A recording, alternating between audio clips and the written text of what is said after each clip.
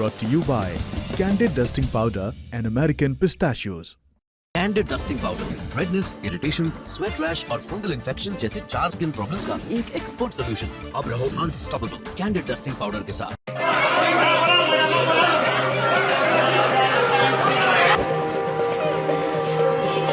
ऐसे खाली ऐसे दत्ता लगता ना, खाली दत्ता सटाइए तो नहीं। इतना गर्मी पहले नहीं देखे, जितना इस साल पड़ रहा है, 48 हो रहा है, बिजली अलग परेशान किए है। ये धूप इतनी जलन हो रही है कि ये धूप का है ना, घर के बाहर जाना मुश्किल हो गया है, कम से कम 7 बजे तक। पर जो साइकिल जा रहे हैं, जो रेडी वाले हैं, जो ठेला चला रहे हैं, उनको जो तकलीफ हो रही है बहुत ज़्यादा तकलीफ है, उसके लिए कुछ करना चाहिए। सुबह आते हैं तो बहुत गर्मी पड़ती है, सुबह भी, शाम को जाते हैं तब भी थोड़ी बहुत गर्मी पड़ती है, गर्मी दोपहर में। 29 मई 2024 की सबसे बड़ी हेडलाइन क्या? दिल्ली में वो हुआ जो इतिहास में आज तक नहीं हुआ था। तापमान 52.3 डिग्री। आंधी चल गई और कुछ फुहार पड़ गई तो तापमान नीचे आया और लोग 44 डिग्री को राहत बताने लगे। लेकिन बात सिर्फ गर्मी के मनोविज्ञान की ही नहीं है, पूरे देश में गर्मी अब जान लेने लगी है। राज्यवार आंकड़े आ रहे हैं, स्कूलों में बच्चों की तबीयत बिगड़ जा रही है। इतनी गर्मी क्यों पड़ रही है? अभी पूरा जून जुलाई बाकी है, पारा कहाँ तक जाएगा, क्या और आगे जाएगा, गर्मी कब होगी और मॉनसून कब आएगा? इस समय हमारे आपकी ज़िंदगी को सबसे ज़्यादा प्रभावित कर रही चीज़ पर आज बात करेंगे, बेतहाशा गर्मी की। नमस्ते, मैं हूं निखिल और आप देखना शुरू कर चुके हैं दी लल्लन टॉप शो। बड़ी खबर पर बात करेंगे, लेकिन उससे पहले सुनिए दिन के चर्चित बयान जिन्होंने चुनाव का पारा भी हाई करके रखा है। 47 डिग्री है, लू है। इस हिसाब से जो छोटे बच्चे हैं, कम से कम उनके रिलैक्सेशन का ध्यान जो है लोगों को देना चाहिए। ये तो कोई भी एडवाइस करता है ना, डॉक्टर कहते हैं कि लू में मत निकलो, एक्सपोज मत हो।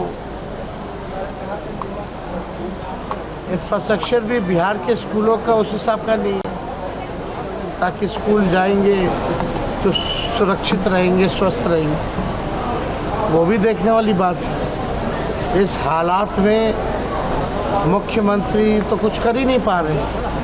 जिन लोगों को से मटन पार्टी की चिंता है, जो बिहार में आते हैं और बिहारियों की बात कम और कौन किसको कब मटन खिलाएगा इस बात की चिंता करेंगे, तो उन लोगों की समझ में ये योजनाएं आएंगी नहीं। 4 के बाद आप देखिएगा, ये लोग ऐसे ही सिर्फ एक दूसरे को मटन पार्टी दे रहे होंगे। तेजस्वी यादव और चिराग पासवान दोनों अपनी अपनी पार्टियों की तरफ से कमान संभाले हुए हैं।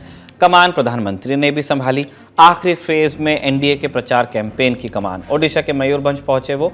राज्य के मुख्यमंत्री नवीन पटनायक का एक दिन पहले जो वीडियो सामने आया था, जिसमें वो मंच से भाषण दे रहे थे और उनके हाथ कांप रहे थे, उस वीडियो का जिक्र प्रधानमंत्री ने अपने मन से कर दिया। आजकल नवीन बाबू के सभी शुभचिंतक बहुत चिंता में है। वो ये देखकर बहुत परेशान है कि पिछले 1 साल में अचानक नवीन बाबू की तबीयत इतनी कैसे बिगड़ गई। बरसों से नवीन बाबू के करीबी रहे लोग अब जब मुझसे मिलते हैं तो जरूर नवीन बाबू की तबीयत की चर्चा करते हैं। वो बताते हैं कि नवीन बाबू अब खुद से कुछ कर नहीं पा रहे हैं।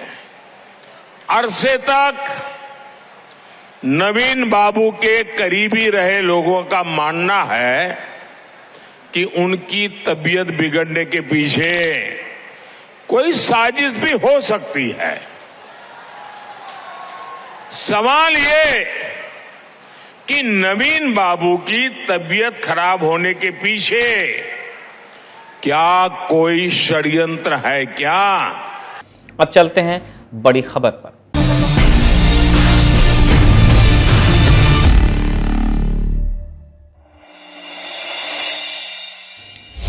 मौसम पर और गर्मी पर बात करने से पहले आप ये वीडियो देख लीजिए।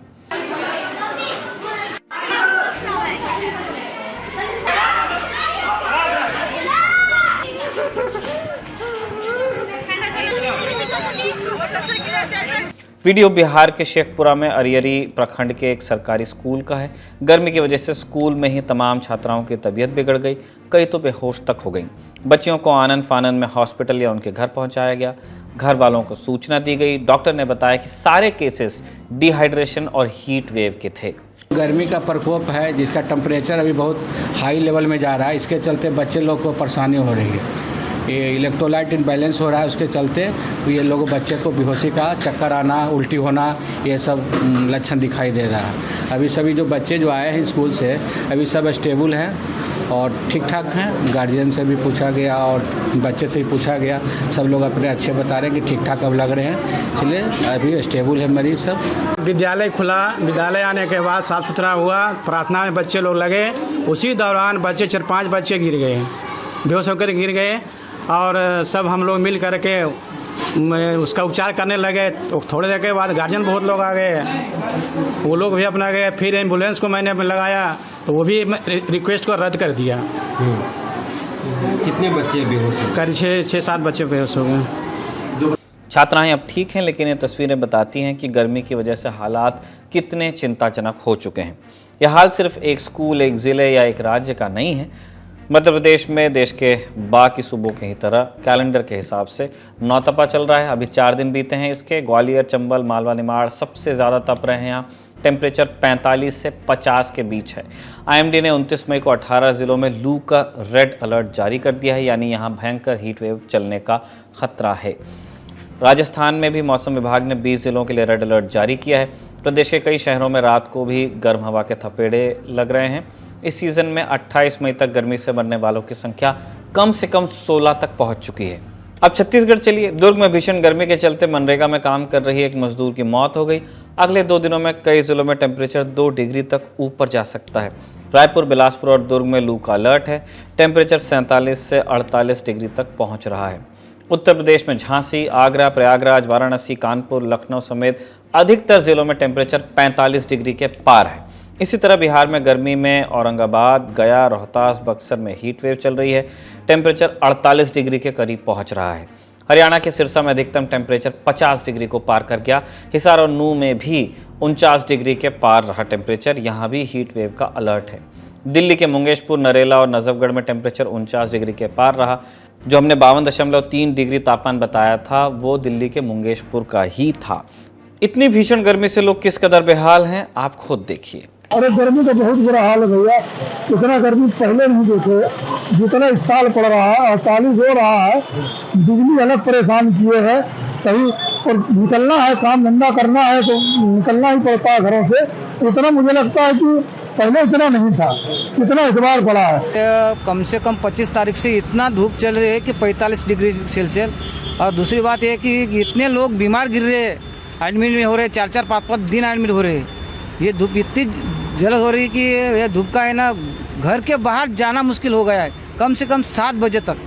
बहुत ज़्यादा परेशानी का सामना करना पड़ रहा है। यहाँ पे कोई फैसिलिटी भी नहीं है लोगों के, मतलब गवर्नमेंट की तरफ से।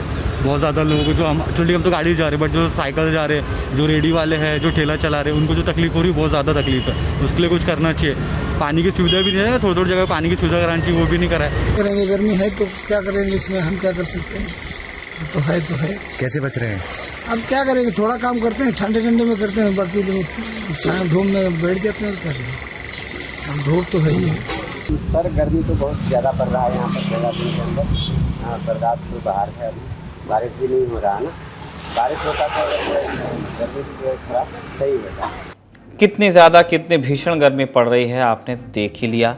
लेकिन सवाल यह है कि आखिर क्यों इस साल इतनी गर्मी पड़ रही है। इसकी एक बड़ी वजह है अल नीनो और ला नीना। ये मौसम से जुड़ी 2 ऐसी घटनाएं हैं जो ग्लोबल स्तर पर मौसम और मानसून को प्रभावित कर रही हैं। आईएमडी के महानिदेशक doctor Mrityunjay Mohapatra India today से बात करते हुए कहते हैं, अल नीनो का असर मई तक रह सकता है। इसका जितना ज़्यादा असर रहेगा, हीट वेव या लू के दिन उतने ज़्यादा बढ़ेंगे। डॉक्टर मोहापात्रा एक और महत्वपूर्ण बात की ओर ध्यान ले जाते हैं। वो कहते हैं, हाल के समय में देखें तो सर्दी से गर्मी का ट्रांजिशन सामान्य के मुकाबले तेज़ी से हो रहा है। बसंत जल्दी आ रहा है, सर्दी पहले की तुलना में जल्दी सिमट रही है। इसका कारण भी ग्लोबल वार्मिंग ही है। गर्मी बढ़ने की वजहों पर विस्तार से जानकारी दे रहे हैं चंडीगढ़ में मौसम विभाग के निदेशक AK सिंह। देखिए, कारण इसका जो बेसिक जो कारण जो है ग्लोबल वार्मिंग, इसका बेसिक जो कारण है ग्लोबल वार्मिंग। और जिस तरीक़ा से चिलचिलाती आपको गर्मी पड़ रही है, उससे 3-4 दिनों तक आपको राहत मिलने की संभावना भी नहीं है। और जो हमने एटमॉस्फेयर के साथ मजाक किया हुआ है, वो वापस आपके पास एटमॉस्फेयर दे रहा है, वो वापस आ रहा है बस। तो सर, जिस तरह से ये गर्मी पड़ रही है, क्या सर आने वाले दिनों में इससे भी ज़्यादा हीट वेव पड़ेगी? नहीं, देखिए, और एक्सट्रीम तो ऑलरेडी पहुंच चुका है, और जहां तक हमारा अभी तक पूर्वानुमान है, आज और कल यही सिचुएशन जो है सस्टेन करने वाला है। कहीं कहीं टेम्परेचर 47-48 तक भी जा सकता है, और रिमेनिंग पार्ट में टेम्परेचर 43, 44, 45 तक भी आपको जा सकता है। एक्सट्रीम ऑलरेडी पहुंच चुका है, और ये आपको कल तक रहने की संभावना है। हाँ, परसों से आपको इसमें थोड़ी सी इंटेंसिटी घट जाएगी, राहत नहीं मिलने वाली है, इंटेंसिटी थोड़ी घट जाएगी। जहाँ पर सपोज करिए 44 है, वहाँ पर 42 टेम्परेचर आ जाएगा, लेकिन हीट वेव से राहत जो है आपको 3-4 दिनों तक आपको बिल्कुल नहीं मिलने वाली है। इस पर ज्यादा गर्मी पड़ने की एक और वजह है समुद्री सतहों का बढ़ता टेम्परेचर। भारत के पश्चिम में अरब सागर है, दक्षिण में हिंद महासागर है, पूरब में बंगाल की खाड़ी है। अरब सागर की सतह का टेम्परेचर 1 से 1.5 दशक में सामान्य से 1.7 डिग्री सेल्सियस बढ़ चुका है। ये किसी भी दूसरे समुद्र की तुलना में सबसे ज़्यादा बढ़ोतरी है। वहीं हिंद महासागर का टेम्परेचर भी 1.1 डिग्री सेल्सियस तक बढ़ा है। इस वजह से देश में गर्म हवाएं बढ़ी हैं। इतनी भीषण गर्मी का पहला असर तो हमारी आपकी सेहत पर पड़ रहा है। गर्मियों के मौसम में सेहत का ख्याल रखना बहुत ज़रूरी है। ये बहुत क्लीशे लाइन हो गई है, लेकिन है बहुत अहम। ये मौसम सेहत पर कैसे असर डाल रहा है और ख़ुद की देखभाल को लेकर हम आप क्या कर सकते हैं, बता रहे हैं doctor Atul Mathur. So main इसमें कंसर्न होती है dehydration. So if even small children they get dehydrated very fast, और बाकी एडल्ट्स जो होंगे, यंग एडल्ट्स भी हैं, they may be active and there some sportsman also they are playing out, तो उनको रेगुलरली पानी पीते रहना चाहिए, है ना, डिहाइड्रेट नहीं होना चाहिए। एंड उसका एक इंडिकेशन होता है कि when you go and pass your urine, तो आपका यूरिन का कलर डार्क येलो एंड गाढ़ा हो जाता है। This means your body has less water, so you should immediately go and drink 2-3 glasses of water. और एडल्ट्स जो एल्डरली लोग हैं, उसके अंदर हमको बहुत ध्यान रखना है कि यू शुड अवॉइड 65 के बाद you should avoid going outside in the extreme heat, है ना। उसको मॉर्निंग में जाओ या इवनिंग में जाओ। जिन लोगों को अपनी एक्सरसाइज करनी है तो अर्ली मॉर्निंग जाके कर लो, या इंडोर एक्सरसाइज करते रहो, है ना। इंडोर के अंदर आप अपने ठंडे एसी के अंदर। लेकिन ऐसा नहीं है कि गर्मी का असर सिर्फ सेहत पर पड़ रहा है। जीवन के अलग अलग क्षेत्रों में इस मौसम की मार पड़ रही है। पहली मार पानी की किल्लत। सेंट्रल वाटर कमीशन के मुताबिक देश के 150 मुख्य जल स्रोतों में पिछले हफ्ते पानी का स्टॉक कम होकर सिर्फ 24% रह गया है। कई राज्यों में पानी की किल्लत पैदा हो रही है। दिल्ली में तो पानी की बर्बादी पर 2000 रुपए का जुर्माना भी लगा दिया गया है। दिल्ली के जल मंत्री आतिशी ने दिल्ली जल बोर्ड के सीईओ को पत्र लिखकर निर्देश दिया है कि दिल्ली भर में 200 टीम्स तैनात कर दी जाएं। ये टीमें नज़र रखेंगी कि अगर कोई पाइप से कार्य हो रहा हो, कहीं पानी की टंकी ओवरफ्लो हो रही हो या अन्य किसी वजह से पानी की बर्बादी हो रही हो, तो उन पर जुर्माना लगा दिया जाए। इस तरह के निर्देश दिए जा चुके हैं। और इसी तरह बेंगलुरु में भी 1 महीने से ऊपर समय से पानी की भयंकर किल्लत है। हमने इस पर विस्तार से दी ललन टॉप शो में बात की थी पहले, जिसका लिंक आपको डिस्क्रिप्शन बॉक्स में मिलेगा। दूसरी मार पड़ रही है बिजली की किल्लत से। देश में बिजली की डिमांड बढ़कर 239.96 गीगावाट हो गई है, जो इस सीजन में अब तक सबसे ज़्यादा डिमांड है। यही हाल रहा तो कुछ दिनों में पावर डिमांड बढ़कर पिछले साल के ऑल टाइम हाई 243.27 गीगावाट को पार कर जाएगी। तीसरी मार कामगारों पर पड़ी। दिल्ली में कंस्ट्रक्शन साइट पर काम करने वाले मजदूरों को दोपहर 12 से 3 बजे तक की पेड लीव दी गई है। इसके पैसे नहीं काट सकता ठेकेदार। उपराज्यपाल ने ये निर्देश जारी किए हैं। अंतर्राष्ट्रीय श्रम संगठन के मुताबिक 33 से 34 डिग्री से ऊपर टेम्परेचर जाते ही खुले में काम कर रहे श्रमिकों के लिए स्थिति बेहद ख़राब हो जाती है और किसी भी श्रमिक के काम करने की क्षमता 50% से भी कम रह जाती है। चौथी मार जेब पे पड़ रही है। बैंक ऑफ बड़ौदा के chief economist Madan Sabnavis economic times से बात करते हुए कहते हैं कि देश में महंगाई की दर अभी भी 5% से नीचे ही है, लेकिन हीट वेव का फसलों पर बुरा असर पड़ रहा है। इससे खाने पीने के सामान की कीमतें बढ़ सकती हैं। अब बात यह कि ये गर्मी कम कब होगी। मौसम विभाग ने 16 मई को बताया था कि इस साल मानसून 31 मई को केरल पहुंच सकता है। वैसे केरल में मानसून आने की सामान्य तारीख 1 जून है। घोषित तारीख में 4 दिन कम या ज़्यादा होने की गुंजाइश बनी रहती है, यानी मानसून 28 मई से 3 जून के बीच कभी भी आ सकता है। मानसून आने के बाद इस भीषण गर्मी से निजात मिलने की उम्मीद की जा सकती है, लेकिन यह आप ध्यान रखिए कि केरल से नॉर्थ इंडिया में पहुंचने में मानसून को समय लगेगा।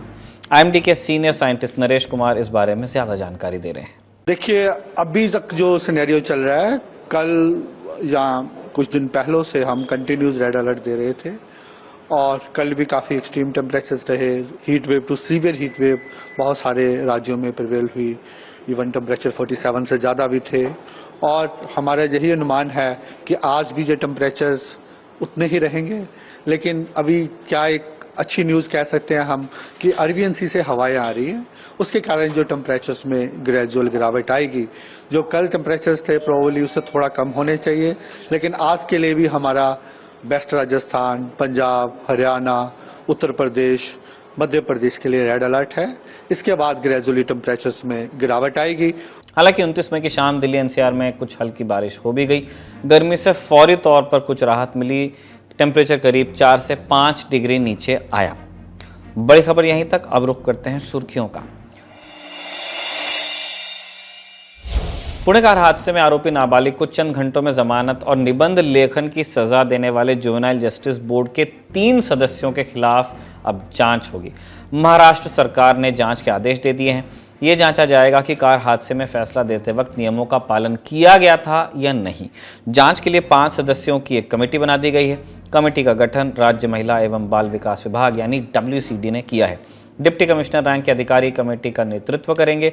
WCD कमिश्नर प्रशांत नारनवरे ने बताया कि कमेटी अगले हफ्ते तक रिपोर्ट सौंप देगी। आपको याद ही होगा कि पुणे के कल्याणी नगर इलाके में 18 से 19 मई की रात, जो दरमियानी रात थी, 17 साल के एक लड़के ने IT सेक्टर में काम करने वाले बाइक सवार युवक युवती को टक्कर मारी थी, जिसमें दोनों की मृत्यु हो गई थी। घटना के 15 घंटों के भीतर जुवेनाइल जस्टिस बोर्ड ने आरोपी को जमानत दे दी। जमानत निबंध लिखने जैसी कुछ मामूली शर्तों पर ही दी गई थी। अगली सुर्खी यूपी के गोंडा जिले से आई है। यहाँ एक 4 पहिया गाड़ी ने 2 बाइक सवारों को रौंद दिया, जिससे मौके पर ही उनकी मौत हो गई। स्क्रीन पर दिख रही इस सफ़ेद SUV की जद में एक महिला भी आई, जिसकी हालत गंभीर बताई जा रही है। अब इस वाहन के बारे में आपको बताते हैं। सबसे पहले गाड़ी का पिछला हिस्सा देखिए, जिस पर पुलिस एस्कॉर्ट लिखा है। ये गाड़ी बीजेपी सांसद बृजभूषण शरण सिंह के बेटे और कैसरगंज सीट से बीजेपी प्रत्याशी करण भूषण सिंह के काफिले की है।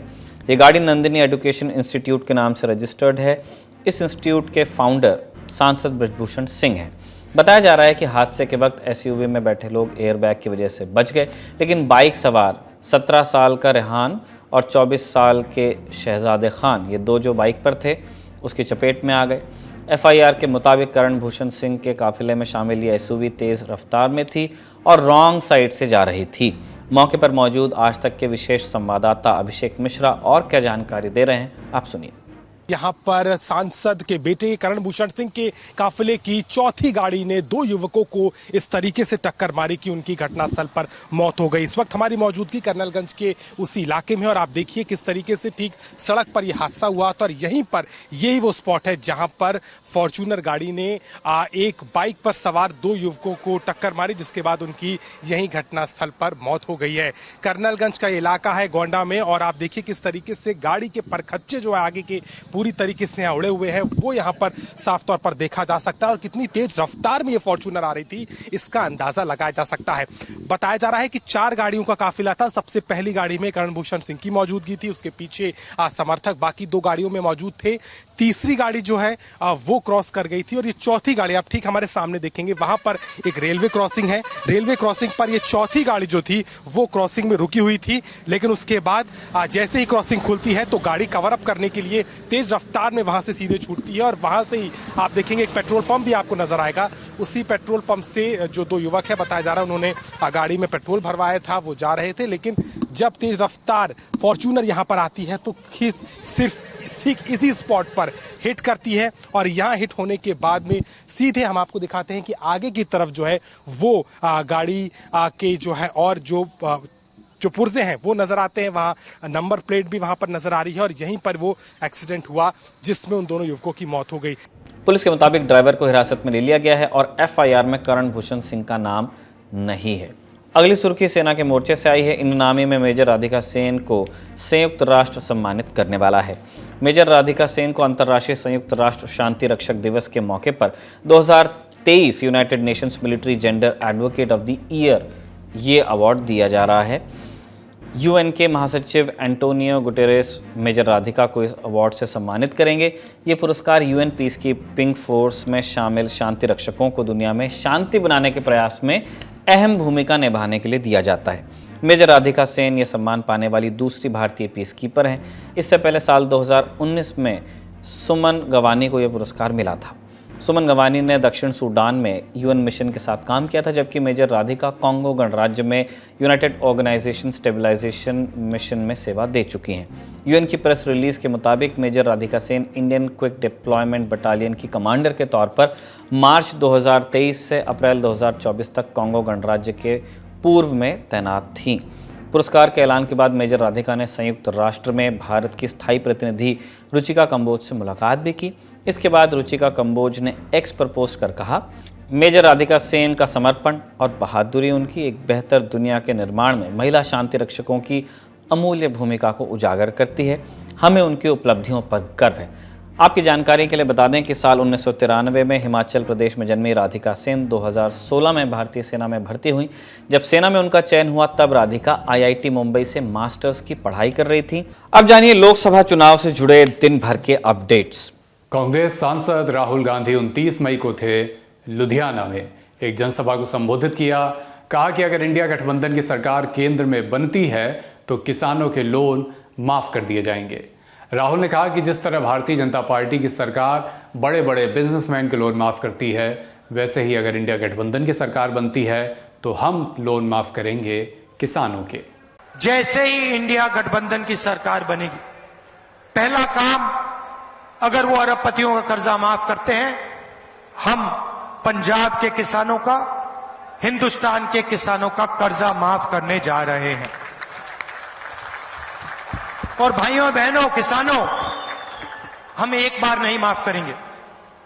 हम सरकार में एक आयोग बनाएंगे, उसका नाम होगा किसान कर्जा माफी आयोग। और जब भी किसानों को कर्जा माफी की जरूरत होगी, वो आयोग सरकार को रिप्रेजेंट करेगा, सरकार को बताएगा और हम कर्जा माफ करेंगे। प्रधानमंत्री नरेंद्र मोदी के कन्याकुमारी के रॉक मेमोरियल पर ध्यान लगाने की खबर आने के बाद विपक्ष ने इस पर तमाम प्रतिक्रियाएं दी हैं। राज्यसभा सांसद और पूर्व कांग्रेस नेता कपिल सिब्बल ने कहा है कि अगर प्रधानमंत्री वहां प्रायश्चित करने जा रहे हैं तो अच्छा है, क्योंकि जिस इंसान को विवेक का अर्थ ही नहीं पता वो क्या ध्यान लगाएगा। वहीं तृणमूल कांग्रेस की सुप्रीमो और पश्चिम बंगाल की मुख्यमंत्री ममता बनर्जी ने कहा कि अगर नरेंद्र मोदी के इस ध्यान को टेलीविजन पर दिखाया गया तो उनकी पार्टी इसकी शिकायत चुनाव आयोग के सामने दर्ज कराएगी। ममता का कहना है कि ध्यान का टेलीकास्ट करने से आचार संहिता का उल्लंघन होगा। पीएम मोदी का 30 मई की शाम तक तमिलनाडु के कन्याकुमारी पहुंचने का कार्यक्रम है। न्यूज एजेंसी एएनआई के मुताबिक वो विवेकानंद रॉक मेमोरियल पर 48 घंटे यानी 30 मई की रात से लेकर 1 जून की शाम तक ध्यान लगाएंगे। इस बीच मोदी 2019 में आखिरी फेज की वोटिंग से पहले भी केदारनाथ गए थे। अब एक बार फिर उन्होंने 2024 के लोकसभा चुनाव के जो परिणाम आएंगे उसके पहले ये ध्यान लगाने का फैसला करा है, जो करीब उनका 3 दिन का कार्यक्रम है। दिल्ली के मुख्यमंत्री अरविंद केजरीवाल को सुप्रीम कोर्ट से राहत नहीं मिली है। अरविंद केजरीवाल ने अपनी अंतरिम जमानत 7 दिन के लिए बढ़ाने के लिए सुप्रीम कोर्ट के सामने अर्जी दाखिल की थी, लेकिन सुप्रीम कोर्ट रजिस्ट्री ने उनकी याचिका स्वीकार नहीं की है। इससे पहले 10 मई को सुप्रीम कोर्ट ने केजरीवाल को जमानत दी थी। उन्हें 1 जून तक की अंतरिम जमानत मिली थी, जो कि आप जानते ही हैं। 2 जून को उन्हें कोर्ट के सामने सरेंडर करने के लिए कहा गया है। केजरीवाल ने अब याचिका लगाकर यही मांग की थी कि उनकी अंतरिम जमानत 1 हफ्ते के लिए और बढ़ा दी जाए। इस मामले में उन्हें राहत नहीं मिली है।